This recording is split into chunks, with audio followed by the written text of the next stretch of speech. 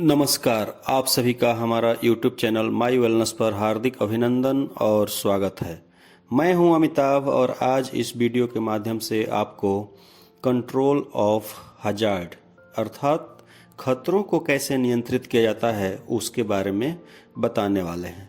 जैसा कि आप जानते हैं खतरा क्या है। खतरा एक कोई भी चीज़ जो हमें क्षति पहुंचाता है, हमारे स्वास्थ्य को नुकसान पहुंचाता है, इंजरी, एक्सीडेंट और यहाँ तक कि डेथ का कारण बनता है, वह खतरा कहलाता है।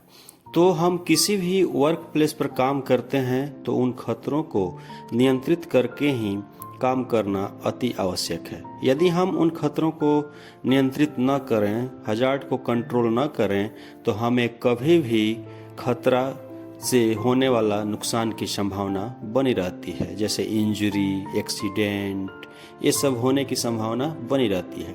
इसलिए हमारा यह प्राथमिक दायित्व है कि उन खतरों को नियंत्रित करके ही अपना काम को संचालित करें। तो आइए जानते हैं कि वर्क प्लेस पर खतरों को कैसे नियंत्रित करते हैं। वर्क प्लेस हजार्ड को कंट्रोल करने के लिए सबसे जो बढ़िया, जो बेस्ट तरीका बताया गया है उसे हिरार्की ऑफ हजार्ड कंट्रोल बोलते हैं। हिरार्की ऑफ कंट्रोल के अनुसार कुल 5 कंट्रोल मेजर बताए गए हैं, जो इस प्रकार है: elimination, substitution, engineering control, administrative control और पर्सनल प्रोटेक्टिव इक्विपमेंट्स। इसमें जो पहल का एलिमिनेशन है, वह कंट्रोल मेजर वर्क प्लेस पर यदि अप्लाई किया जाए तो सबसे इफेक्टिव कंट्रोल मेजर माना जाता है। और जो लास्ट में जो बताया गया है पर्सनल प्रोटेक्टिव इक्विपमेंट, वह बहुत ही कम इफेक्टिव होता है। इसलिए एलिमिनेशन को मोस्ट इफेक्टिव और पर्सनल प्रोटेक्टिव इक्विपमेंट को लीस्ट इफेक्टिव कंट्रोल मेजर माना जाता है। एलिमिनेशन का मतलब होता है खतरों को हटा देना, यानी यदि वर्क प्लेस से खतरों को ही हटा दिया जाए तो किसी प्रकार का क्षति या नुकसान होने की संभावना नहीं रहती है। तो आइए हम इन 5 कंट्रोल मेजर अर्थात हिरार्की ऑफ कंट्रोल हजार्ड को एक एक करके जानते हैं। पहल का एलिमिनेशन। एलिमिनेशन में क्या होता है कि फिजिकली खतरों को हटा दिया जाता है, अर्थात फिजिकली रिमूव द हजार्ड। कोई भी खतरा है उसको यदि वर्क प्लेस से हटा दिया जाए तो हमें किसी प्रकार का नुकसान नहीं होगा, किसी प्रकार का इंजरी या एक्सीडेंट होने की संभावना नहीं रहती है। दूसरा जो है कंट्रोल मेजर वह है सब्स्टिट्यूशन, जिसमें यह बताया जाता है कि replace the hazard with A safer alternative. अर्थात कोई भी काम है उसका क्या अल्टरनेटिव हम ढूंढ सकते हैं। कोई भी उपकरण या कोई भी केमिकल वस्तु या किसी भी ऑब्जेक्ट्स जो काम से रिलेटेड है उससे होने वाला क्या खतरा है, उसके जगह पर हम क्या अल्टरनेटिव और सेफर तरीका ढूंढ सकते हैं, उसके बारे में सब्स्टिट्यूशन के माध्यम से बताया गया है। यदि सब्स्टिट्यूट किया जाए किसी चीज़ का तो वहाँ खतरा क्या होता है, कम हो जाता है। उस प्रकार से तीसरा जो कंट्रोल मेजर है वह है इंजीनियरिंग कंट्रोल। इंजीनियरिंग कंट्रोल में बताया जाता है कि isolate people from the hazard, अर्थात किसी खतरा से यदि व्यक्ति या वर्क फोर्स के बीच में आइसोलेशन कर दिया जाए, यानी आदमी को उस खतरा से एक बैरियर तैयार कर दिया जाए, तो वो आदमी, कोई भी व्यक्ति है जो काम करता है, उसको किसी प्रकार का नुकसान नहीं हो सकता है। इंजीनियरिंग कंट्रोल में एक बैरियर हो जाता है, व्यक्ति और हजार्ड के बीच में एक बैरियर तैयार हो जाता है, जिससे डायरेक्ट कांटेक्ट में वर्क फोर्स या कोई व्यक्ति नहीं आता है और वह खतरा से बच जाता है। चौथा जो कंट्रोल मेजर है वह है एडमिनिस्ट्रेटिव कंट्रोल।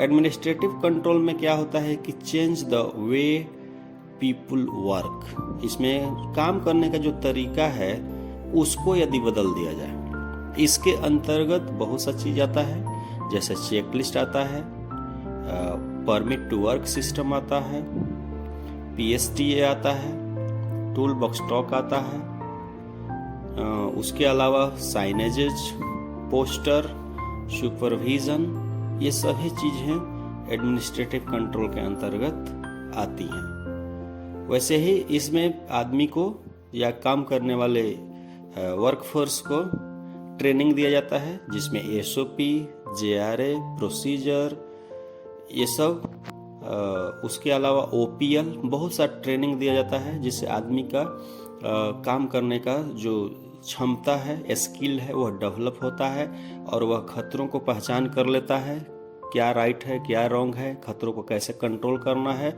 यानी मोर अवेयरनेस एडमिनिस्ट्रेटिव कंट्रोल के अंतर्गत आ जाता है, जिससे वर्क प्लेस खतरा कम हो जाता है और एडमिनिस्ट्रेटिव कंट्रोल के अंतर्गत यानी सेफ वर्किंग कल्चर क्रिएट हो जाता है। जो 5वां नंबर और अंतिम कंट्रोल मेजर है हिरार्की कंट्रोल ऑफ हजार्ड के अनुसार, वह पर्सनल प्रोटेक्टिव इक्विपमेंट्स है। किसी भी वर्क प्लेस पे हम काम करते हैं तो खतरों को नियंत्रित करने का यह सबसे आखिरी तरीका है, 5वां तरीका है। पर्सनल प्रोटेक्टिव इक्विपमेंट में जैसे कि आपका helmet, safety glasses, hearing protection, respirator, protecting clothing, safety shoes और ग्लव्स, इस प्रकार से काम के अनुसार और भी पर्सनल प्रोटेक्टिव इक्विपमेंट्स तरह तरह का यूज़ किया जा सकता है। इस प्रकार से हमने एक एक करके सभी को समझ लिया है कि आखिर खतरों को कंट्रोल करने का जो 5 कंट्रोल मेजर है वह क्या है। एक बार फिर मैं उसको रिवाइज कर देता हूँ। पहला है एलिमिनेशन, दूसरा है सब्स्टिट्यूशन, तीसरा है इंजीनियरिंग कंट्रोल, चौथा है एडमिनिस्ट्रेटिव कंट्रोल और 5वां है पर्सनल प्रोटेक्टिव इक्विपमेंट। आइए इन 5 खतरों को हम 5 कंट्रोल मेजर को उदाहरण के माध्यम से समझते हैं।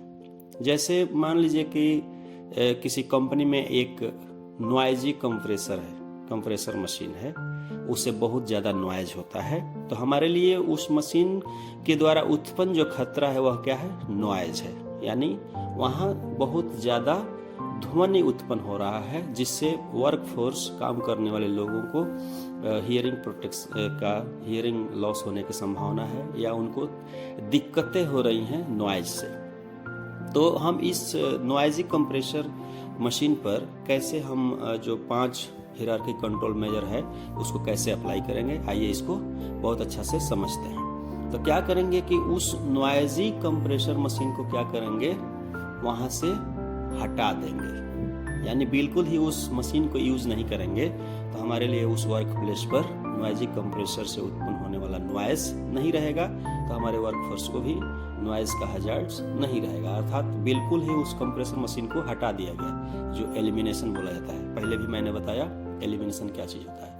सेकंड जो सब्स्टिट्यूशन है, तो उसके जगह पर हम जो नॉइजी कंप्रेसर मशीन था उसके जगह पर हम क्या ला सकते हैं, साइलेंट कंप्रेसर मशीन इम्प्लीमेंट कर सकते हैं, यानी साइलेंट कंप्रेसर मशीन परचेज करके और उस वर्क प्लेस पर लगा देंगे, तो वह उस नॉइजी कंप्रेसर मशीन के अगेंस्ट में यह क्या हुआ, हमारे लिए साइलेंट कंप्रेसर मशीन एक सब्स्टिट्यूट हो गया।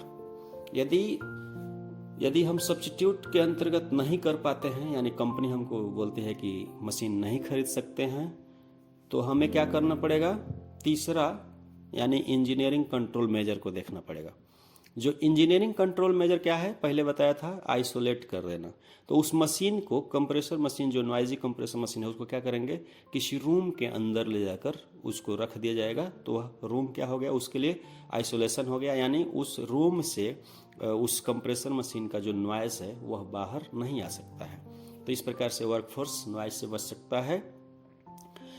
उसके रूम के अलावा हम वाल सिस्टम बना सकते हैं, और इसके अलावा उस मशीन नॉइजी कंप्रेसर मशीन के चारों तरफ नॉइज ऑब्जर्वेंट मटेरियल का भी यूज कर सकते हैं, जिससे कि ध्वनि को वह ऑब्जर्व कर लेगा और वर्कफोर्स उस नॉइज से बच सकता है।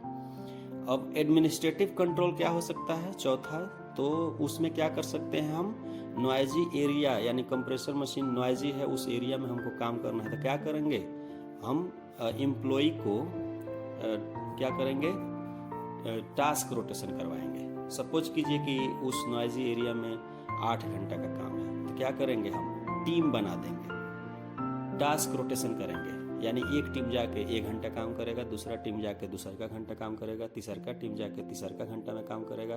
इस प्रकार से टास्क रोटेशन होता रहेगा, तो वह नॉइज का एक्सपोजर जो काम करने वाले वर्कफोर्स है, एम्प्लॉइज है, उनको कम होगा और अपना काम भी हो जाएगा। एक दूसरा तरीका भी होता है, यानी वर्किंग पीरियड को घटा देना और मैन पावर को बढ़ा देना। यदि सपोज कीजिए कि कोई काम करने के लिए हमें लगता है 8 घंटा, तो उसमें क्या करेंगे, हम मैन पावर को बढ़ा देंगे, तो वह काम बहुत जल्दी हो जाएगा और वर्किंग पीरियड वहाँ ऑटोमेटिक क्या हो जाएगा, रिड्यूस हो जाएगा। इस प्रकार से भी वर्कफोर्स को उस नॉइजी एरिया का एक्सपोजर कम होगा। जो 5वां नंबर का जो कंट्रोल मेजर है वह पर्सनल प्रोटेक्टिव इक्विपमेंट्स है। यानी नॉइजी एरिया में हमें काम करना है तो प्रॉपर पीपीई का सिलेक्शन करना पड़ेगा, अर्थात उस नॉइज से बचने के लिए हमें हियरिंग प्रोटेक्शन यूज करना पड़ेगा, जिसके अंतर्गत ईयर प्लग या ईयर मफ, यह डिपेंड करता है कि नॉइज का लेवल क्या है, कितना डेसिबल नॉइज वहाँ क्रिएट हो रहा है। तो हमें उस प्रकार से हियरिंग प्रोटेक्शन अर्थात ईयर प्लग्स या ईयर मफ का यूज करना पड़ेगा। कभी कभी किसी क्षेत्र में यह भी देखा जाता है कि डबल हियरिंग प्रोटेक्शन भी अप्लाई किया जाता है।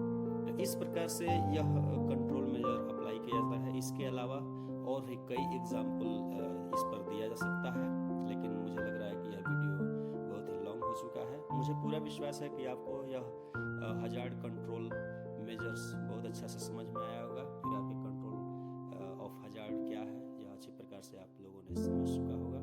यदि आपको यह वीडियो पसंद आया है तो कृपया हमारे वीडियो को लाइक कीजिए, हमारे चैनल को सब्सक्राइब कीजिए और हाँ, बेल आइकन जरूर दबाइए ताकि हमारे द्वारा अपलोड किया जाने वाला हर वीडियो आप तक आसानी से पहुंच सके। बहुत बहुत धन्यवाद।